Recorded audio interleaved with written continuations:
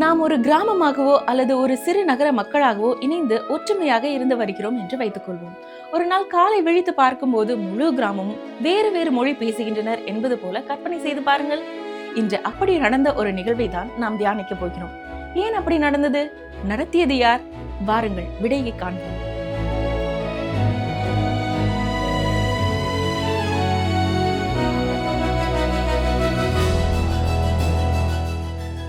பிரியமானவர்களே, மீண்டும் இந்த ஊடகத்தின் மூலமாய் உங்களை சந்திப்பதை குறித்து மகிழ்ச்சி அடைகிறோம்.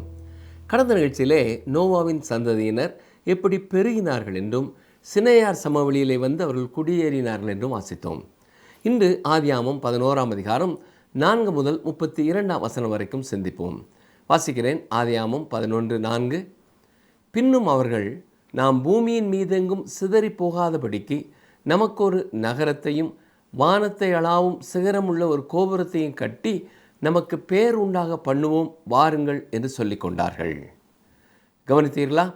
நாம் சிதறி போகாதபடிக்கு நமக்கு ஒரு நகரத்தையும் கோபுரத்தையும் கட்டி நமக்கு பேர் உண்டாக பண்ணுவோம் என்று சொல்கிறார்கள். இதற்காக இதை செய்ய போகிறார்கள். நாம் பூமியின் மீதெங்கும் சிதறி போகாதபடிக்கு இப்படி செய்வோம் என்று சொல்கிறார்கள். அவர்கள் தங்களுக்கென்று சொல்லி தவறான ஒரு நோக்கத்தோடு தவறான காரணத்திற்காக கோபுரத்தை கட்ட ஆரம்பிக்கிறார்கள். அவர்கள் உள்நோக்கம் என்ன? நினைத்த நேரமெல்லாம் அங்கே ஒன்று கூடுவதற்காக இதை செய்கிறார்கள் என்று சொல்லலாம். இந்த நாட்களிலேயும் பலவிதமான ஐக்கியத்தைச் சேர்ந்தவர்கள் தங்கள் கூட்ட மக்கள் ஒன்று சேர்ந்து செயல்பட அரங்கங்களை கட்டுகிறார்கள் இல்லையா? அதே போல மக்கள் இணைந்து கூடும் ஒரு இடமாக அவர்கள் இதை கட்ட திட்டமிட்டிருக்கலாம். பாபேல் கோபுரம் ஒரு ஜிகரெட் அமைப்பை கொண்டதாய் இருந்தது என்று சொல்லப்பட்டிருக்கிறது. இத்தகைய ஜிகரெட்டுகளின் சிதைவடைந்த கட்டிடங்கள் பல இருக்கின்றன. ஆபிரகாம் வாழ்ந்து வந்த ஊர் என்ற இடத்தில் உள்ள ஒரு பாழடைந்த ஜிகரெட்டின் படங்கள் நமக்கு கிடைக்கக்கூடியதாக இருக்கின்றன. அது செங்கல்களால் மிகவும் உறுதியாக கட்டப்பட்டிருக்கிறது. மேலும் அதை சுற்றி உச்சிக்கு செல்வதற்கு ஒரு நடைபாதை இருந்தது. அதன் உச்சியிலே ஒரு பலிபீடம் இருந்ததாக தெரிகிறது. அங்கு சில குறிப்பிட்ட சமயங்களிலே மனித பலிகள் கூட கொடுக்கப்பட்டிருக்கின்றன. பிற்காலத்தில் குழந்தைகளை நன்றாக சூடேற்றப்பட்ட உலோக சிலைக்குள் போட்டு பலியிட்டனர். பிந்திய வரலாற்றிலே இவை அனைத்தும் இந்த ஜிகரெட்டுடன் தொடர்புடையதாக இருந்தன. ஆனால் அது கட்டப்பட்ட காலத்திலே பாபேல் கோபுரம் என்பது சர்வ வல்லமை உள்ள தேவனுக்கு எதிரான மனுக்குலத்தின் கிளர்ச்சியை குறிப்பதாய் இருந்தது. இந்த இயக்கத்திற்கு நிம்ரோத் தலைமை தாங்கியதாக நமக்கு தெரிகிறது. அவனே பாபேல் நகரத்தை கட்டியவன். அதே போல அவனே பாபேல் கோபுரத்தையும் கட்டியிருக்க வேண்டும். தேவனுக்கு எதிராக ஒரு உலக பேரரசை உருவாக்குவதற்கான ஒரு இடமாக அது அமைய இருந்தது. இப்பொழுது நாம் பாபேல் கோபுரம் எதுவாக இருக்கவில்லை என்பதையும் பார்க்க வேண்டும். பெருவெள்ளம் வரும்பொழுது அதிலே ஏறி தப்பித்து கொள்வதற்காக அல்லது தஞ்சம் அடைவதற்கான ஒரு இடமாக அது கட்டப்பட்டு இருக்கலாம் என்று சில விளக்க உரையாளர்கள் சொல்லுகிறார்கள். அது ஒரு முதிர்ச்சியற்ற விளக்கமாகவே இருக்கிறது. ஆனால் உண்மையிலே அது அப்படி அந்த நோக்கத்திற்காக கட்டப்படவில்லை. ஓல்கா நதி பொங்கி வந்தால் லெனினின் கல்லறை தஞ்சம் புகும் இடமாக இருக்க போவதில்லை. உண்மையை சொல்லப்போனால் இந்த கோபுரம் தேவனுக்கு எதிரான மனிதனின் அகங்காரத்தையும் சவாலையும் கிளர்ச்சியான மனப்பாங்கையும் வெளிப்படுத்துகிறது. அருமையானவர்களே, தேவன் மனிதனுக்கு கொடுத்த கட்டளை என்ன? நீங்கள் பலுகி பெருகி பூமியை நிரப்பி அதை கீழ்ப்படுத்திக் கொள்ளுங்கள் என்று சொல்லியிருந்தார். அதாவது மனிதன் பூமி எங்கும் பரவி பூமியை நிரப்ப வேண்டும் என்று தேவன் சொல்லியிருந்தார். ஆனால் மனிதனோ, அப்படியெல்லாம் நாங்கள் செய்ய முடியாது, நாங்கள் சிதறி போகவே மாட்டோம், நாங்கள் ஒன்று சேருவோம், உம்முடன் எங்கள் தொடர்பை நாங்கள் துண்டித்துக் கொள்வோம் என்று சொல்வது போல பாபேல் கோபுரம் தேவனுக்கு எதிரானதாக இருந்தது. அடுத்ததாக பாபேல் கோபுரம் ஒரு சமய சடங்கின் அடையாளமாக இருக்கிறது. அது மேல் நோக்கி செல்லுகிற ஒரு கோபுரமாக இருக்கிறது. அந்த பகுதியிலே உள்ள யூப்ரட்டிஸ் டைக்ரிஸ் நதி சமவெளியிலே இப்படிப்பட்ட பல கோபுரங்கள் சிதைந்த நிலையிலே காணப்படுகின்றன. இந்த இடங்களிலே தான் மக்கள் தங்களை உருவாக்கியவரை தொழுது கொள்ளாமல் தங்களுக்கென்று சில காரியங்களை அவர்களே உருவாக்கி அதை தொழுது கொண்டிருந்தார்கள். அதாவது சிருஷ்டித்தவரை தொழுது கொள்ளாமல் தேவன் சிருஷ்டித்தவைகளை தொழுது கொண்டிருந்தார்கள். சில கோபுரங்கள் வட்ட வடிவத்திலும் சில கோபுரங்கள் சதுர வடிவத்திலும் இருந்தது. ஆனால் எல்லா கோபுரங்களிலேயும் மேல் நோக்கி செல்வதற்கான பாதைகள் அமைக்கப்பட்டிருந்தன. இவைகளின் மேலே ஏறி சென்ற மக்கள் தேவன் உருவாக்கிய சூரியனையும் சந்திரனையும் நட்சத்திரங்களையும் வணங்கினார்கள். சூரியனையும் சந்திரனையும் நட்சத்திரங்களையும் அவர்கள் கண்கள் காணும் வரை வெள்ளம் வராது என்று நினைத்து கொண்டிருந்தார்கள். வெள்ளத்தை அனுப்பிய கடவுள் தரக்குறைவானவர் அல்லது கொடூரமானவர் என்று நினைத்தார்கள். தொடர்ந்து பாபேல் கோபுரத்தை குறித்து தேவன் என்ன சொல்கிறார் என்பதை நாம் பார்க்க வேண்டும். கவனியுங்கள், ஆதியாகமம் 11:5, மனுபுத்திரர் கட்டுகிற நகரத்தையும் கோபுரத்தையும் பார்க்கிறதற்கு கர்த்தர் இறங்கினார். அப்பொழுது கர்த்தர், இதோ ஜனங்கள் ஒரே கூட்டமாக இருக்கிறார்கள், அவர்கள் அனைவருக்கும் ஒரே பாஷையும் இருக்கிறது, அவர்கள் இதை செய்ய தொடங்கினார்கள், இப்பொழுதும் தாங்கள் செய்ய நினைத்தது ஒன்றும் தடைபட மாட்டாதென்று இருக்கிறார்கள். இது தேவனுடைய உன்னதமான ஒரு அறிக்கை என்று நாம் சொல்லலாம். அங்கே மக்கள் அனைவரும் ஒரே மொழி பேசி கொண்டிருந்ததால் அவர்களுக்குள் பெரிய மொழி தடை எதுவும் இருக்கவில்லை. அவர்களால் ஒன்று கூடி தங்கள் அறிவையும் வளங்களையும் ஒருங்கிணைக்க முடிந்தது. இப்பொழுது அவர்கள் செய்ய நினைக்கிறது ஒன்றிலும் அவர்களுக்கு தடை இருக்காது. பெருவெள்ளம் ஏற்பட்ட பின்னரும் கூட மனிதன் வீழ்ச்சியடைந்த சுபாவத்தையே கொண்டிருக்கிறான் என்பதையும், அவர் முற்றிலும் சீர்கட்டு போய்விட்டான் என்பதையும் இங்கே நாம் பார்க்கிறோம். தேவன் இந்த மீறுதலை அலட்சியப்படுத்த முடியாது.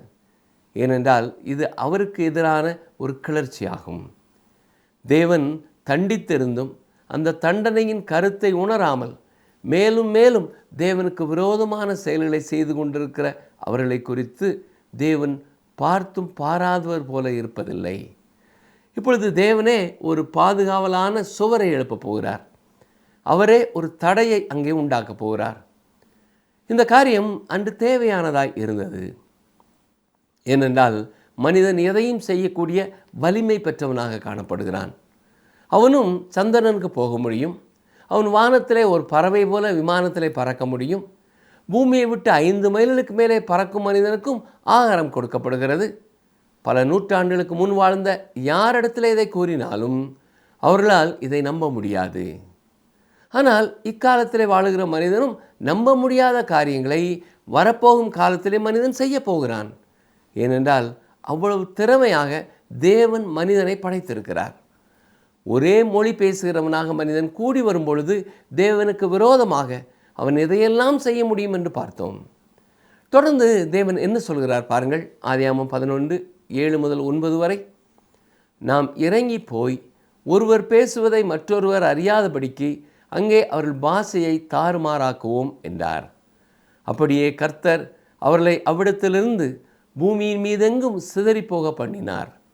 அப்பொழுது நகரம் கட்டுகிறதை விட்டு விட்டார்கள். பூமி எங்கும் வழங்கின பாஷையை கர்த்தர் அவ்விடத்தில் தாறுமாறாக்கினபடியால் அதன் பேர் பாபேல் எனப்பட்டது. கர்த்தர் அவர்களை அவ்விடத்திலிருந்து பூமியின் மீதெங்கும் சிதறி போக பண்ணினார். இப்பொழுது அவர்கள் ஒருவரை ஒருவர் புரிந்து கொள்ள முடியாது. சைனாவில் உள்ள அந்த பெரிய சுவரை விட மொழியினால் ஏற்படுத்தப்படும் தடையானது மிக பெரியது. மேற்கு பெர்லினுக்கும் கிழக்கு பெர்லினுக்கும் இடையிலே கட்டப்பட்ட அந்த மாபெரும் சுவரை விட வலிமை வாய்ந்தது. இதுவே மக்களை பிரிக்கிறது. ஒருவர் மொழியை ஒருவர் புரிந்து கொள்ளாத சூழ்நிலைக்கு செல்லும் பொழுது அது மக்களை நன்றாகவே பிரிக்கிறது.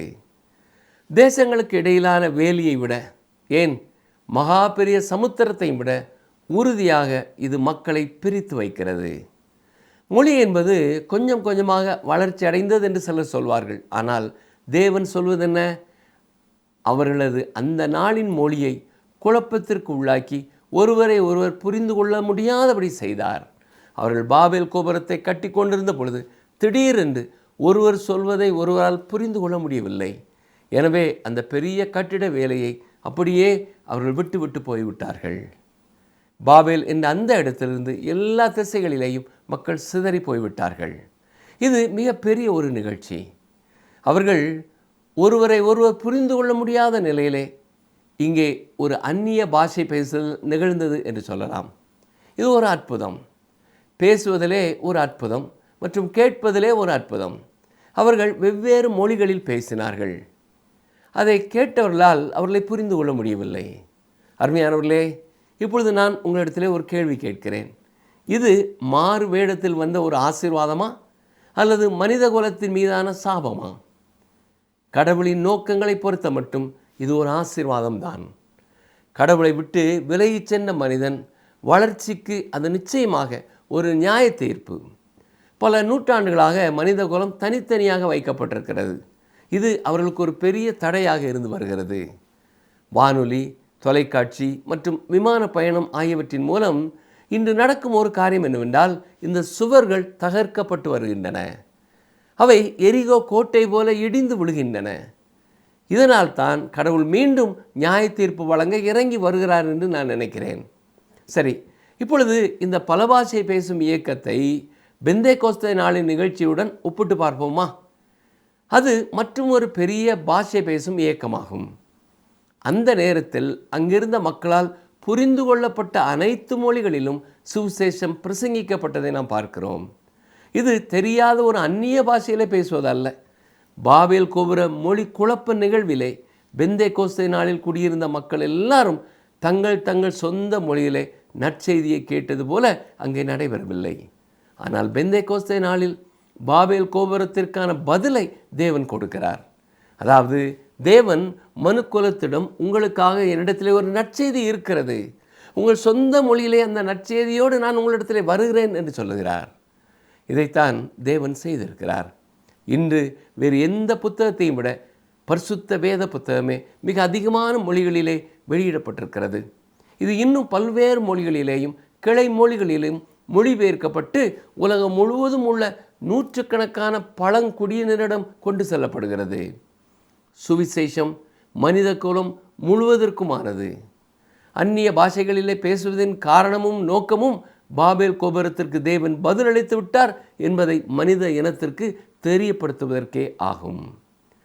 அவர் இப்பொழுது மனிதனுக்காக ஒரு ரட்சிப்பை, ஒரு மீட்பை வைத்திருக்கிறார். அந்த நோக்கம் நிறைவேறிவிட்டது. மனிதன் தனது ரட்சிப்பை தேடி அவன் தானாக அதற்காக முயற்சி எடுத்து உழைக்க வேண்டிய அவசியமில்லை. அவன் தேவனின் நல்ல செய்தியை கேட்டு இயேசு கிறிஸ்துவிடம் திரும்பி வரலாம். என்னை கவனித்து கொண்டிருக்கிற அருமையான சகோதரனை, சகோதரியே, நீங்கள் யாராக இருந்தாலும் சரி, எந்த மொழி பேசுகிறவர்களாக இருந்தாலும் சரி, இந்த சுவிசேஷம் உங்களுக்கும் சொந்தமானது. இது உலகத்தின் அனைத்து நாடுகளுக்கும் சொந்தமானது. வேத புத்தகத்தின் இறுதி புத்தகமான வெளிப்படுத்தின விசேஷத்திலே சொல்லப்பட்டிருக்கிறதை சற்று நாம் கவனிப்போமா? வாசிக்கிறேன். வெளிப்படுத்தின விசேஷம் 7ஆம் அதிகாரம் 9ஆம் வசனம். இவைகளுக்கு பின்பு நான் பார்த்தபோது, இதோ சகல ஜாதிகளிலும் கோத்திரங்களிலும் ஜனங்களிலும் பாஷைக்காரரிலுமிருந்து வந்ததும் ஒருவனும் எண்ணக்கூடாததுமான திரளான கூட்டமாகிய ஜனங்கள் வெள்ளை அங்கிகளை தரித்து தங்கள் கைகளில் குருத்தோலைகளை பிடித்து சிங்காசனத்திற்கு முன்பாகவும் ஆட்டுக்குட்டியானவருக்கு முன்பாகவும் நிற்க கண்டேன். கவனித்தீர்களா? இதுதான் அற்புதமான ஒரு பரலோக காட்சி. பற்பல்வதமான மொழி பேசும் மக்கள், பல்வேறு ஜனக்கூட்டங்கள் தேவன் முன் வந்து அவரை தொழுது கொள்வார்கள். நீங்களும் அந்த கூட்டத்திலே இருக்க விரும்புகிறீர்களா? இப்பொழுது நாம் நோவாவின் குமாரனான சேமுடைய வம்ச வரலாற்றை பார்க்க போகிறோம். இந்த சந்ததியை குறித்தே பழைய ஏற்பாடு முழுவதிலும் சொல்லப்பட்டிருக்கிறது. ஆதியாகமம் 11:10 பாருங்கள். சேமுடைய வம்ச வரலாறு. ஜலப்பிரளயம் உண்டாகி 2 வருஷத்திற்கு பின்பு சேம் 100 வயதான போது அர்பக்சாத்தை பெற்றான். தொடர்ந்து வருகிற வசனங்களிலேயும் சேமுடைய வம்ச வரலாறு நமக்கு சொல்லப்பட்டிருக்கிறது. ஆதியாகமம் 11, 24, 25 வசனங்களை பாருங்கள். நாகோர் 29 வயதான போது தேராகை பெற்றான். தேராகை பெற்ற பின் நாகோர் 119 வருஷம் உயிரோடு இருந்து குமாரரையும் குமாரத்திகளையும் பெற்றான். இப்பொழுது நாம் தொடர்ந்து தேராகின் வம்ச வரலாற்றை பார்க்கிறோம். ஏன் தேராகின் வம்சத்தை குறித்து நாம் படிக்க வேண்டும்?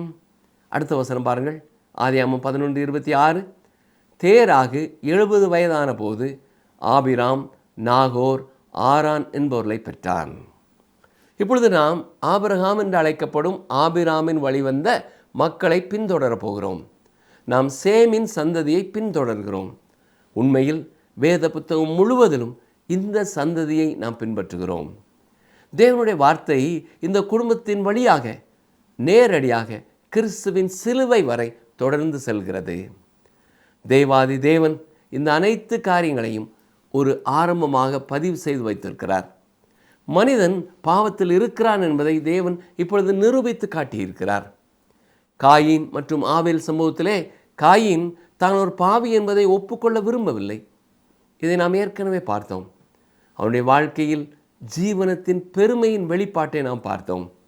உலக அளவிலான ஜலப்பிரளயம் வந்த பொழுது மாம்சத்தின் பாவத்தை கவனித்தோம். ஏனென்றால் அக்காலத்து மக்கள் மாம்சத்தின் பாவங்களுக்கு தங்களை பூரணமாய் ஒப்பு கொடுத்திருந்தார்கள். அவர்கள் வன்முறையில் ஈடுபட்டார்கள். அவர்களின் ஒவ்வொரு எண்ணமும் அவர்களுடைய ஒவ்வொரு கற்பனையும் தீமையாகவே இருந்தது.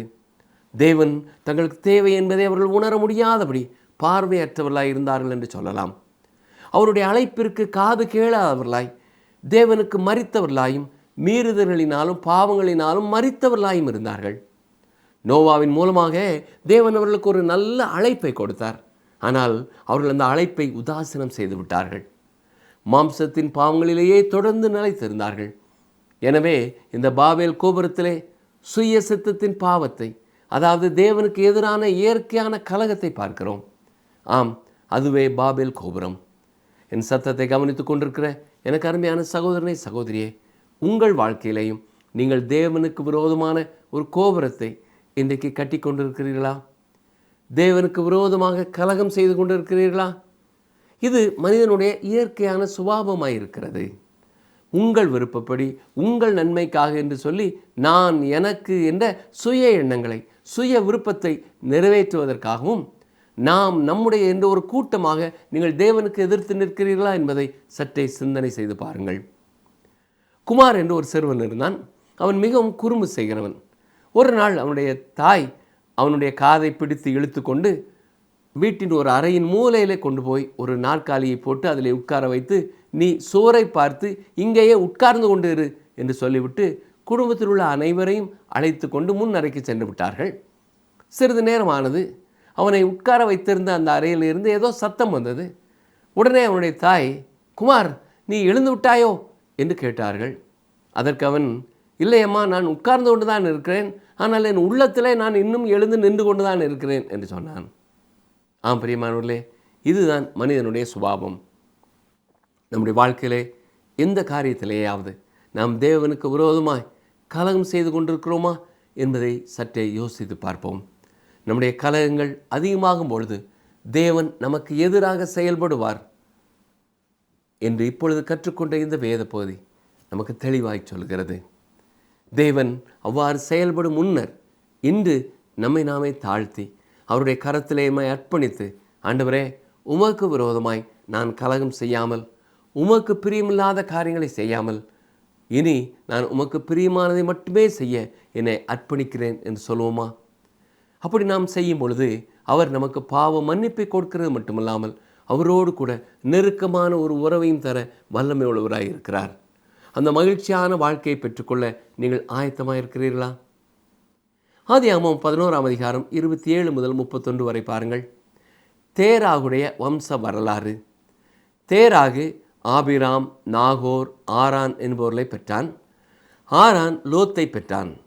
ஆரான் தன் ஜன்ம பூமியாகிய ஊர் என்கிற கல்தேயர் தேசத்து பட்டணத்திலே தன் தகப்பனாகிய தேராகு மரிக்கு முன்னே மரித்தான். ஆபிராமும் நாகோரும் தங்களுக்கு பெண் கொண்டார்கள். ஆபிராமுடைய மனைவிக்கு சாராய் என்று பெயர், நாகோருடைய மனைவிக்கு மில்காள் என்று பெயர். இவள் ஆரானுடைய குமாரத்தி. அந்த ஆரான் மில்காளுக்கும் இஸ்காளுக்கும் தகப்பன்.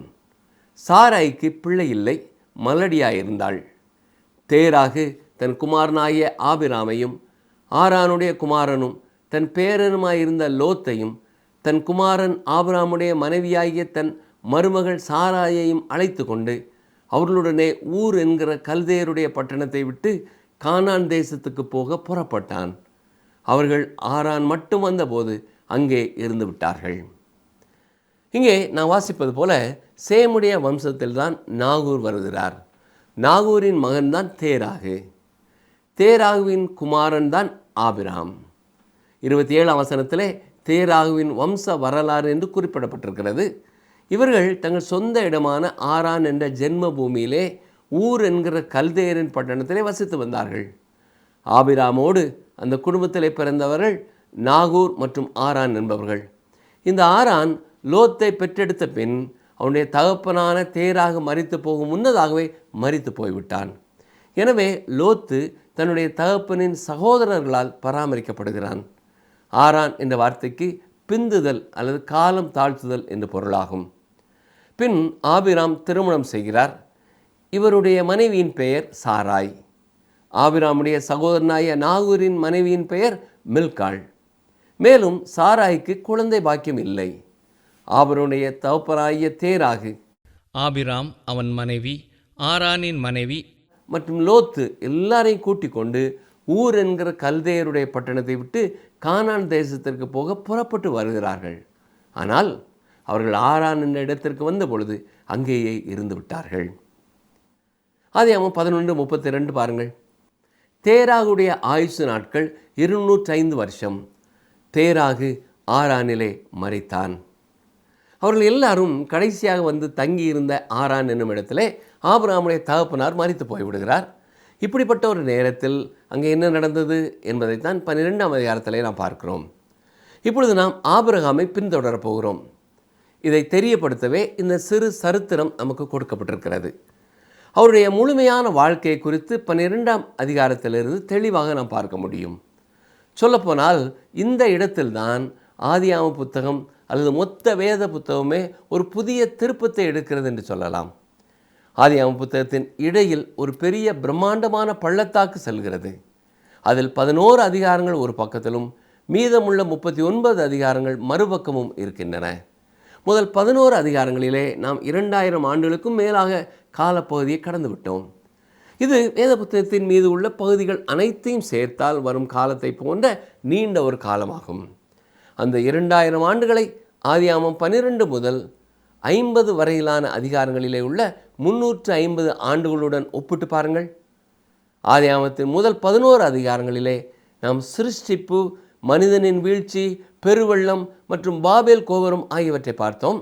அந்த நீண்ட கால பகுதியை உள்ளடக்கிய 4 பெரிய நிகழ்வுகள் இவைகள்தான். ஆகவே பிரியமானவர்களே, இன்று நாம் சிந்தித்த பாபேல் கோபுர நிகழ்வு மனிதனுடைய பெருமைக்கும் தேவனுக்கு எதிரான கிளர்ச்சிக்கும் கிடைத்த ஒரு எச்சரிக்கையாகும். சிதறி போகாமல் இருக்க கோபுரத்தை கட்டுவோம் என்று மனிதன் நினைத்தான். ஆனால் தேவனோ அவர்களை பூமி எங்கும் சிதற பண்ணி தமது சித்தத்தையே நிறைவேற்றினார்.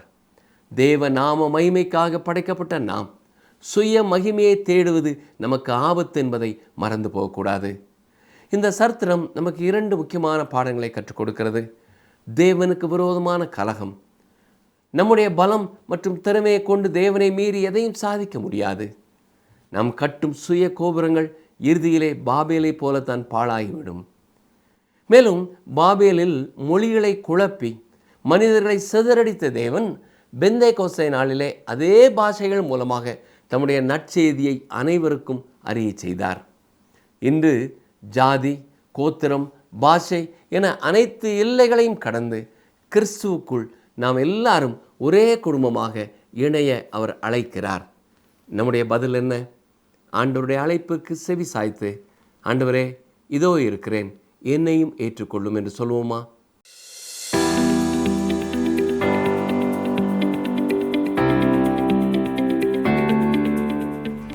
சேம் 100 வயதான போது யாரை பெற்றான்? சேம் 100 வயதான போது யாரை பெற்றான்? ஆப்ஷன் ஏ அர்பக்சாத்தை, ஆப்ஷன் பி நாகோர், ஆப்ஷன் சி தேராகு.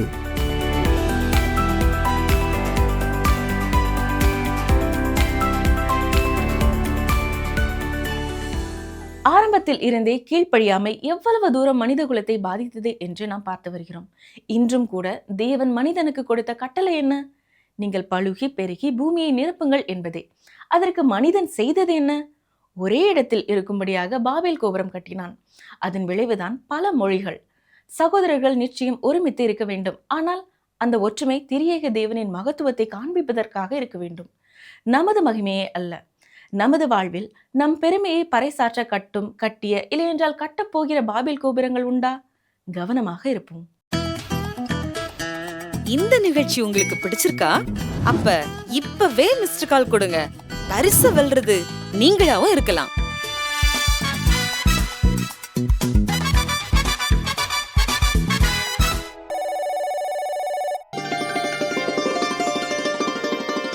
உம்முடைய ஆசீர்வாதத்தினாலே உமது அடியானின் வீடு என்றைக்கும் ஆசீர்வதிக்கப்பட்டிருப்பதாக. 2 சாமுவேல் 7:29 பின்பாகம்.